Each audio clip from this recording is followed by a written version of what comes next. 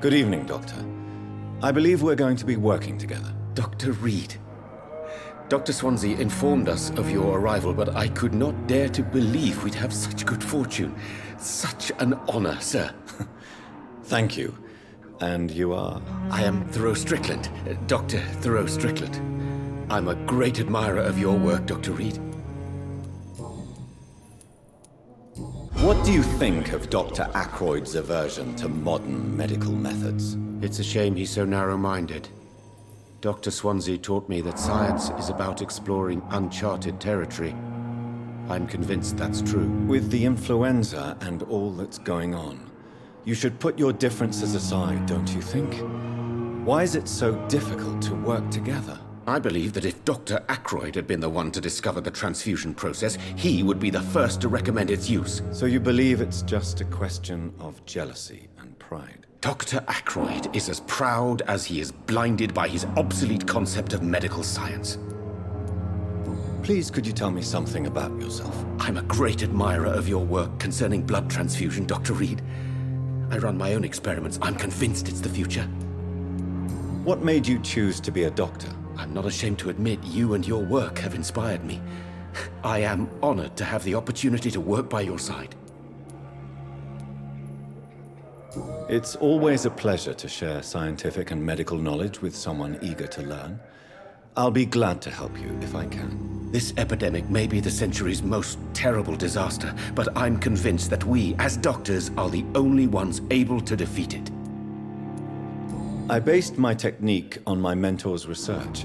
He helped me perfect my method. What is yours? I'd rather not talk about it. For now, it's just theories and first approach. My process is purely experimental and unsuccessful. As long as you're cautious and methodical, you may remain empty-handed, but you won't fail. You're not the first one to warn me, but I am convinced knowledge is the main weapon against the ravages of this epidemic. This guy's up to some black magic. What can you tell me about... Well, it has always been an honor to work with Dr. Swansea. But with your arrival, I can't think of a better opportunity to learn about blood transfusion. You seem quite optimistic. It's a rare and precious attitude in these difficult times. I'm convinced that this epidemic is a test of endurance and dedication for us men of science. Questions remain about our capacity to resolve the situation. True. Last summer, during the first wave of the epidemic, I used to joke with Milton about the extra work. We're not smiling now. Do you need help with anything in particular? Well, yes, maybe. I'm waiting for a batch of products I ordered for my personal research, yet my supplier seems to have vanished. Do you want me to play the errand boy for you? Oh no, Dr. Reid. But if you went personally to his shop, what with your reputation and all, he wouldn't dare to refuse the products I need. I see. Well, give me the address, for I may pass by if I have time.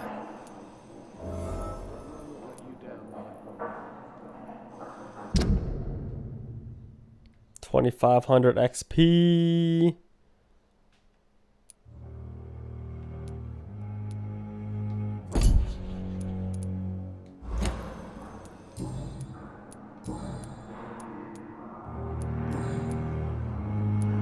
Tell me more about your willingness to experiment with new medical techniques. Harvey Fidic is a patient suffering from a severe injury that could cripple him if not treated correctly. I'm convinced your blood transfusion technique could help him. What is it you really want? To save him, or to prove your point? Fair question. I want nothing but to save my patient, Dr. Reid. Especially since I know Mr. Fidic's story. This personal involvement could also appear to be a lack of impartiality. You must know that a good surgeon must remain neutral. I agree. But that does not excuse Dr. Ackroyd's behavior, a man who did not even take time to converse with his patient. Do you think keeping his distance was a mistake? All I know is that I'm taking care of human beings with desires, hopes, and fears. Not some biological machine comprised of blood, bones, and flesh. Tell me Mr. Fidic's story. Our first diagnosis was compromised because Mr. Fidic lied to us about the real origin of his injury. He first claimed it was an accident. But why would he hide such crucial information from us? Because he is a proud father, ashamed of putting his children at risk because of his own negligence.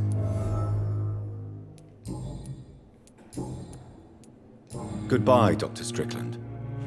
Oh, give me the story, man. Give me the story. Good evening, Mr. Fidic. Good evening, Dr. Reid.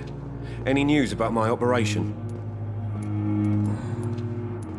Tell me about your injury, Harvey. Why do you feel so guilty about it? My wife died because of me. And now I may lose everything because I've been careless enough to hurt myself. What an arsehole.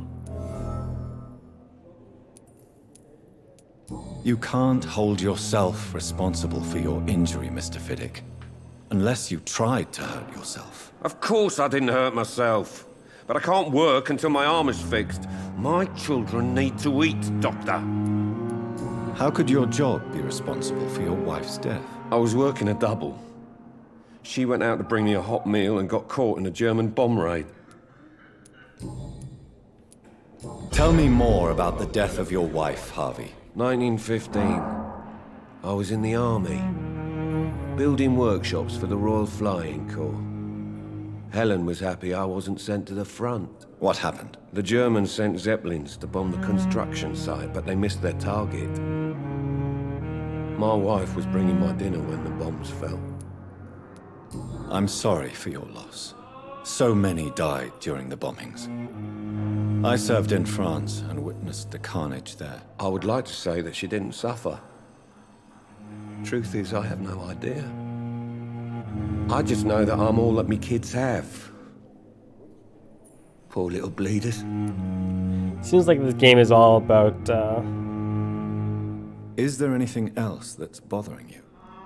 Can I help in any way? I'm all right. Considering the state of this place, I should consider myself lucky, I guess. it's all about relationships.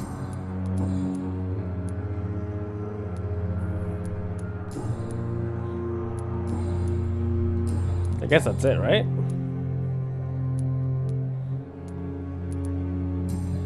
Goodbye for now, Mr. Fidic.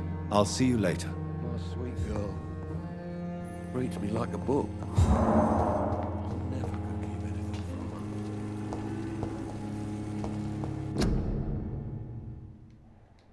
her. Okay, before we go...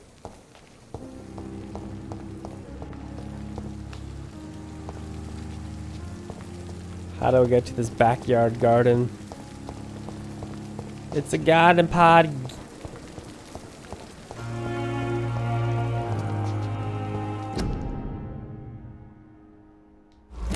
No spitting.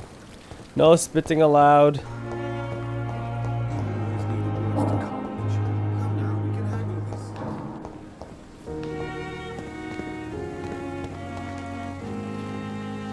Good evening. I'm Dr. Reid. Always a pleasure to meet a colleague, sir. Especially when he was supposedly dead. A colleague. Are you a doctor too? Not anymore, sir. I used to be Dr. Rakesh Chadana.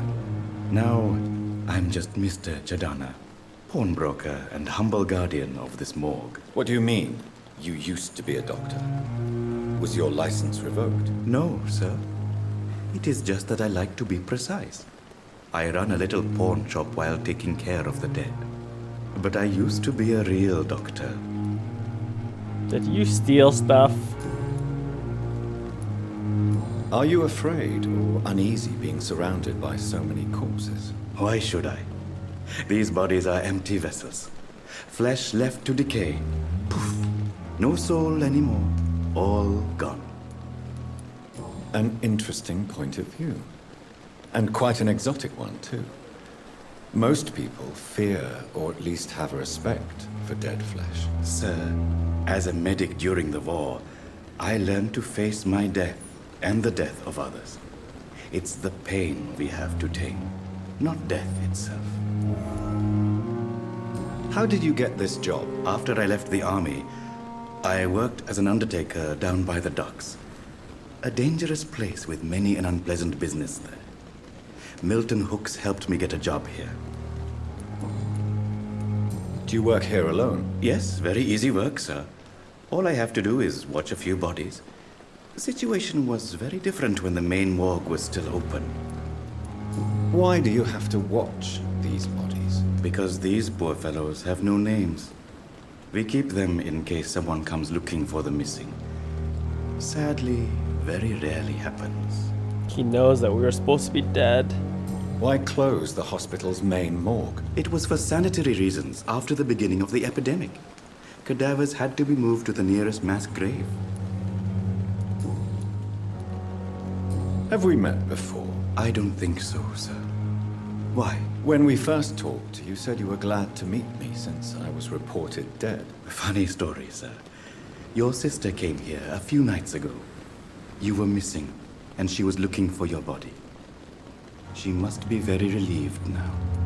Yes, relieved. A pawnbroker? I expect you get all types of people here. Yes, sir. All kind of people. For I sell all kind of goods. Who comes here to trade with you? It's very unhygienic, even unsafe. Diseases can spread. For the customers, for the hospital. I'm very cautious, sir. I've been a doctor, remember? And all my clients are good people. In fact, I think I only know good people.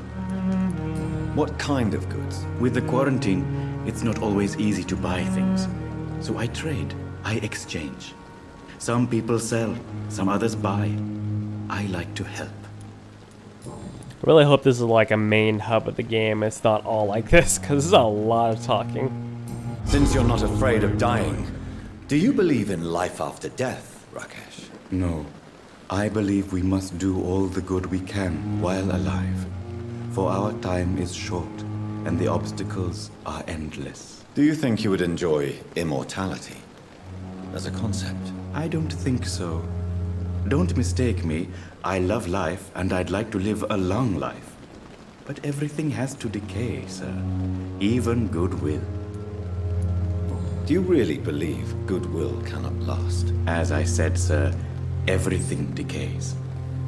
If I was to never die, goodness, I would be bored or worse.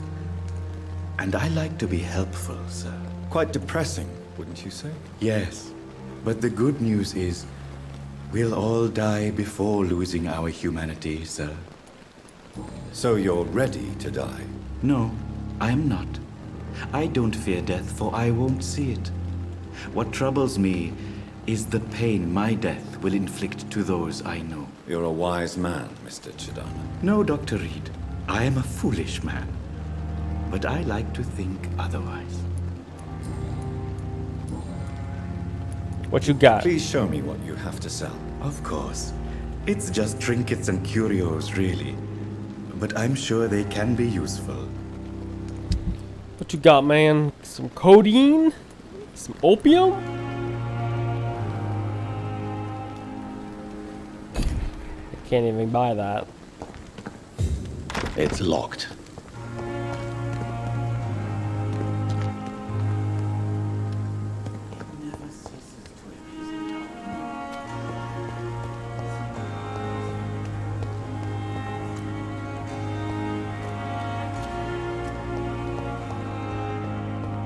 Man, this hospital is massive. It's locked, all right. Good evening, Nurse Hawkins. Good evening, Dr. Reid. Ooh, Hawkins.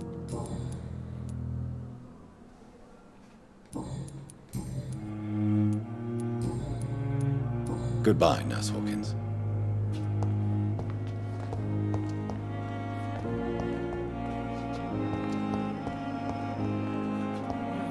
There's the main reception. I want to talk to the driver.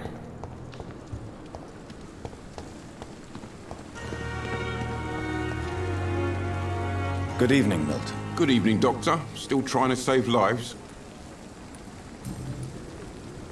The hell? Do you need any medical help, Milton? I'm fine, Doc.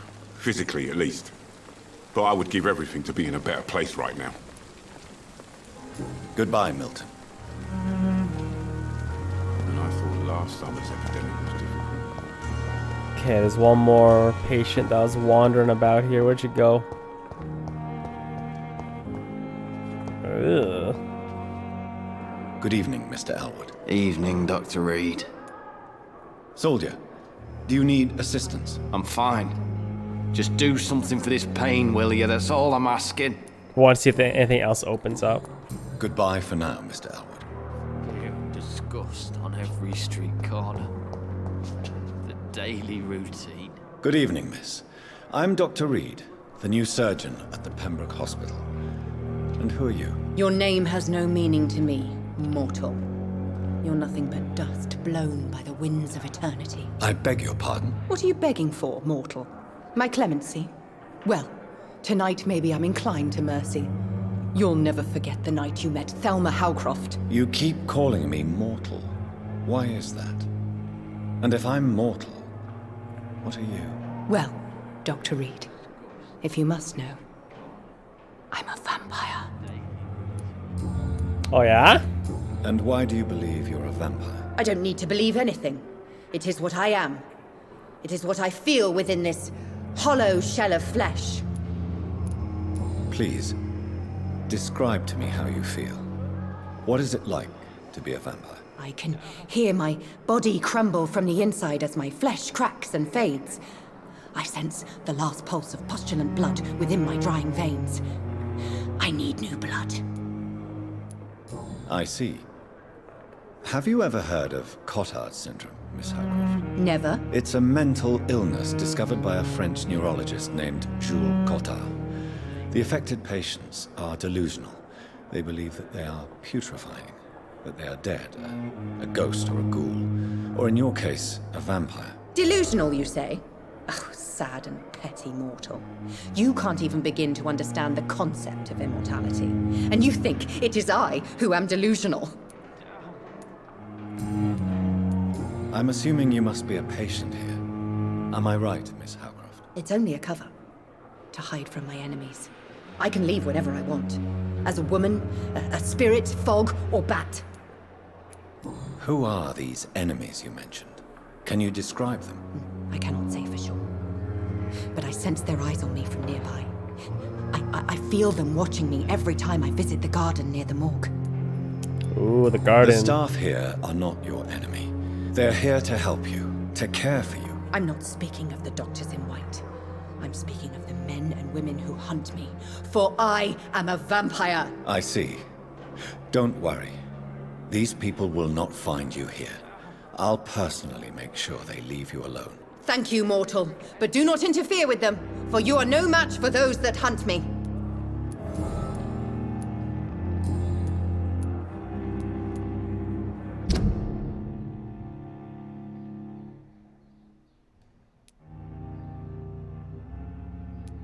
Gotta get more blood, gotta maximize our drinking potential.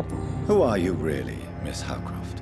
I mean, apart from being a vampire. Is that not enough for you, puny mortal? What do you require? Proof of my powers? I'm curious to know who you were before becoming a vampire. It was such a long time ago, I don't remember. Centuries of unholy life can have strange effects on one's minds, you see? I'll leave you, Mistress of the Dark, to your nocturnal activities. What your last thoughts were. Here again. So many deaths. And what of my own life? Okay, how do I get to this garden they keep speaking of? Looks like I'm making my way there. Steal some supplies, put some in my back pocket.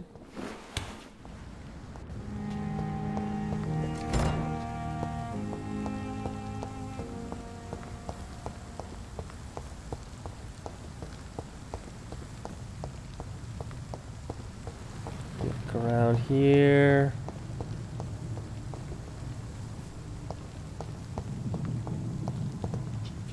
I came through there, right? Yeah. I cannot enter. Scowl voices in the garden. I should investigate. If they were to find somebody. Okay. Level 6. Jeez.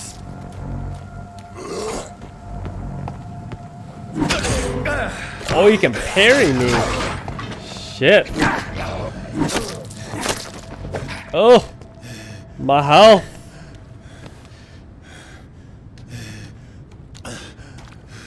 Wow.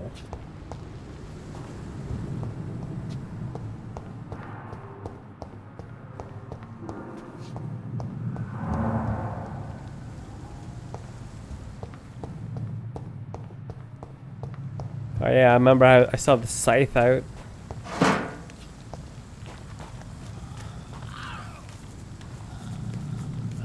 Gentle.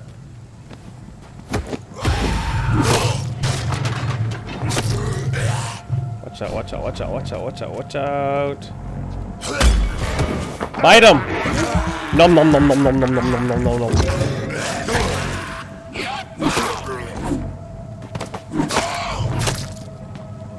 Gotta get some blood back. Come on, stun him, man! Stun him, dude! Fucking banshee cry.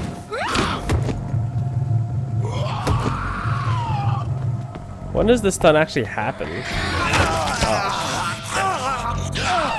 Oh. Okay, I'm gonna kill this guy. Oh! Death. Death awaits you.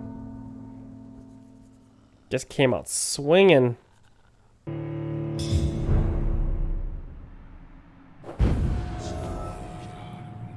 Okay, we're back here again. So what's the punishment for dying?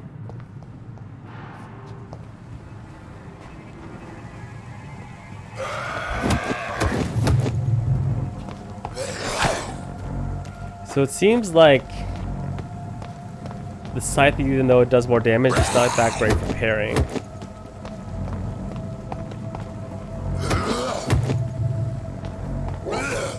Or like breaking down their stamina bar so I can fight them. Maybe I'll swap over to the stake to the heart and see what happens.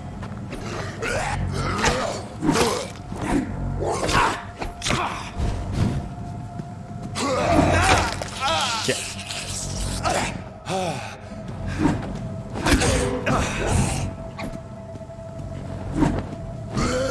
Come on, dude. You die now. Okay. Heal. Gotta swap my weapons here.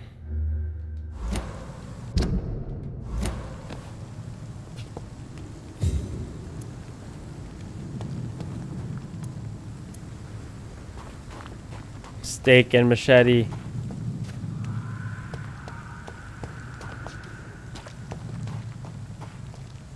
For better stabbing.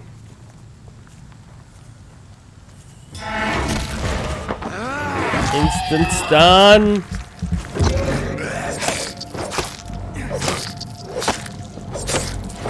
It's much takes more hits to kill them with the machete, but it stuns them and keeps them off balance easier.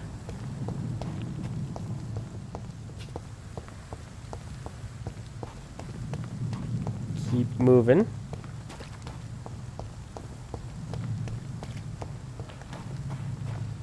You gotta rest to evolve. Oh, I keep my items by the looks of it too.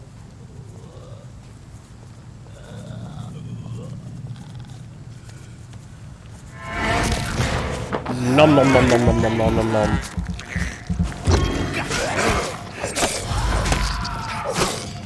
Stop yelling, dude. Hey! That slash! There we go. That's the ticket. That's how we do it. We gotta get those fangs, man. Gatsuga!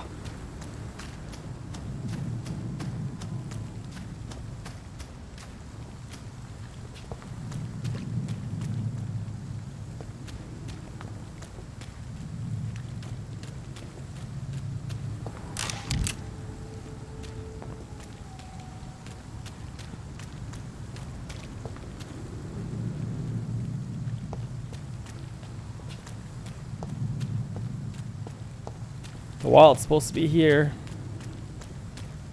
30, 25. Where is it?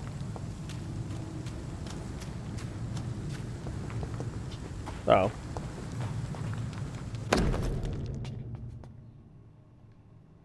So, Mr. Hooks and Nurse Hawkins are an item. Those two have hidden their affections well.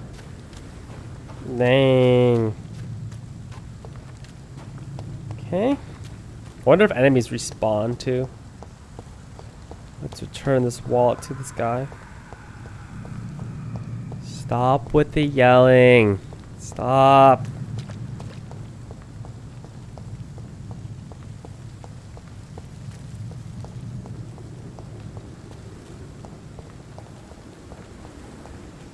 Thelma Hapcroft said she was being watched by vampire hunters. Where are they hiding? I should investigate.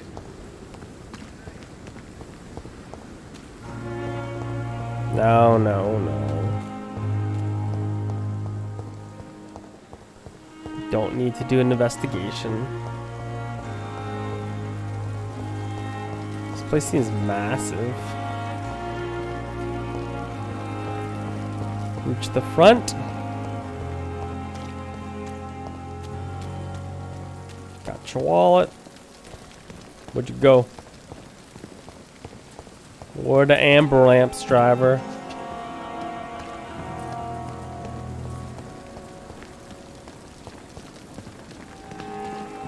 What the hell, man? We got. Oh, there he is.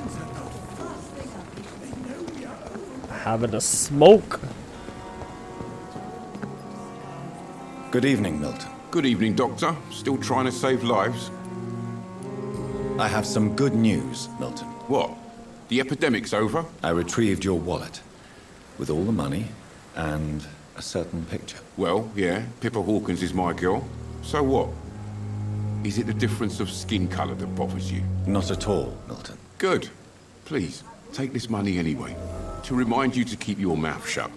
Not everybody is as broad-minded as you, Dr. Reid. What's going on between you and Nurse Hawkins? Pippa's tired. Tired of all this shit. Tired of all those corpses piling up. She's as depressed as I am. During the war, I witnessed a few couples, just like you, come together in difficult circumstances. It can be very damaging. Maybe you're right. But we support each other. And that's all that matters. You do realize you could both get fired. Hospital staff are not meant to have intimate relationships with one another. Come on, Dr. Reid. Do you know how many rules are broken in this hospital every day just to keep it running? There's nothing wrong with what we're doing. Goodbye, Milton.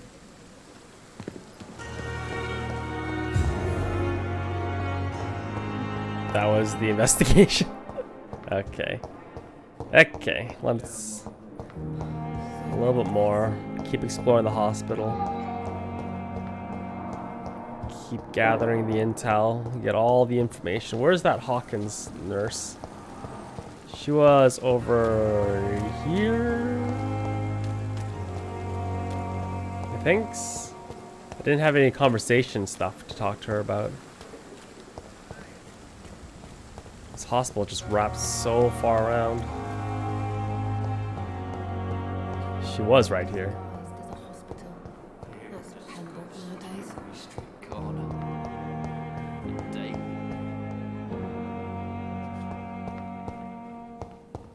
Okay, let's go upstairs to our office. Do a little nip-nap. Use our points. She said left, right? Second floor, left side. Not now. Oh. Dip into the hardcore porno.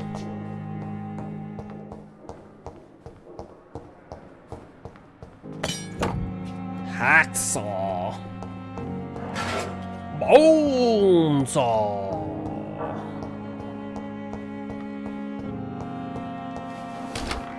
This must be the place. It's definitely away from prying eyes. Relegated to the shadows. A kingdom of my own. At least I won't be sleeping in a coffin. Analyze the blood.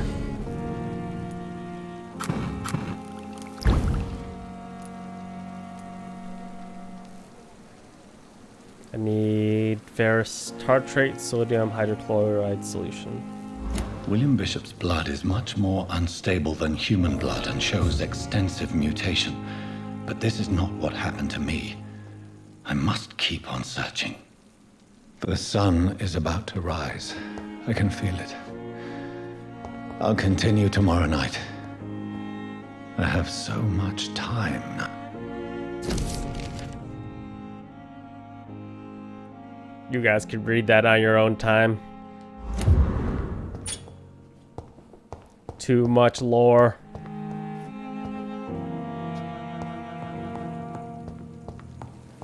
The flower's dying. It needs water. Oh no, the flower. How do I make water, ladies and gentlemen? How do I make water?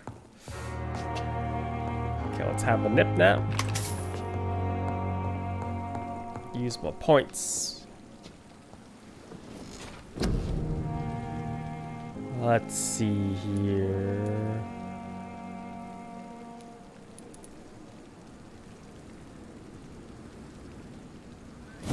Coagulation?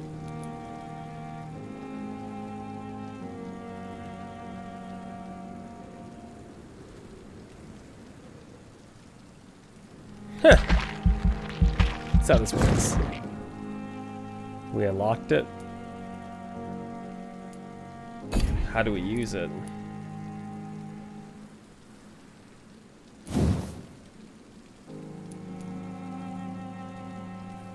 Spring.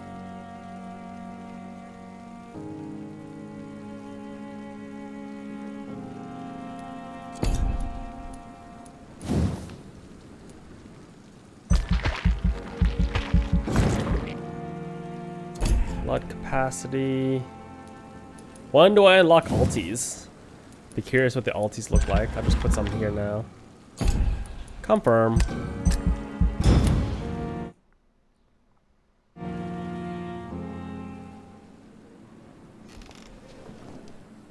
If I'm to stay here until my research is complete, I'd better learn to hide my true nature from the mortals. What about my thirst for blood? Night shift. I'm not one to make wait, Doctor. I've patients to attend. Some stuff's going on, man. But, and we have to answer the door, we will see what happens in the next episode when we answer the door. But until then, thank you guys for watching. Hope you guys enjoyed. As always, if you enjoyed, thumbs up appreciated. And I will see you guys next time. As always, fantastic day. All that good stuff. Don't get bitten.